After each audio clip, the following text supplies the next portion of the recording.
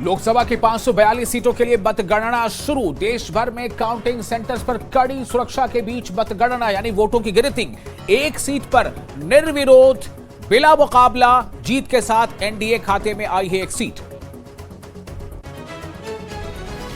जम्मू कश्मीर और लद्दाख में भी वोटों की गिनती का अमल शुरू। लद्दाख की एक सीट और जम्मू कश्मीर की 5 सीटों पर मुकाबला दिलचस्प। बीजेपी उम्मीदवारों के सामने इंडिया अलायंस के साथ पीडीपी उम्मीदवारों से भी चुनौती। हिमाचल के 4 लोकसभा सीटों के लिए भी काउंटिंग शुरू। 31 स्थानों पर बनाए गए हैं 72 वोटिंग काउंटिंग सेंटर्स।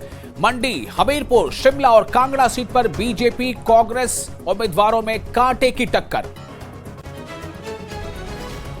लोकसभा के साथ आएंगे हिमाचल विधानसभा उपचुनाव के भी नतीजे। सुजानपुर, गगरेट, कुटलैहड़, धर्मशाला, लाहौल स्पीति और बड़सर में हुआ चुनाव। कांग्रेस से बागी होकर बीजेपी से लड़े पूर्व विधायकों को लेकर क्या होगा जनता का फैसला, सबको है इसका इंतजार।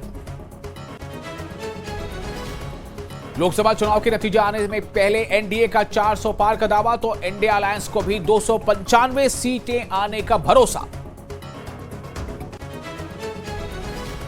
न्यूज 18 के मेगा पोल में तीसरी बार केंद्र में मोदी सरकार का अनुमान। एग्जिट पोल में एनडीए को 355 से 370 सीट, तो इंडिया गठबंधन के लिए 125 से 140 सीटों का लगाया गया अनुमान।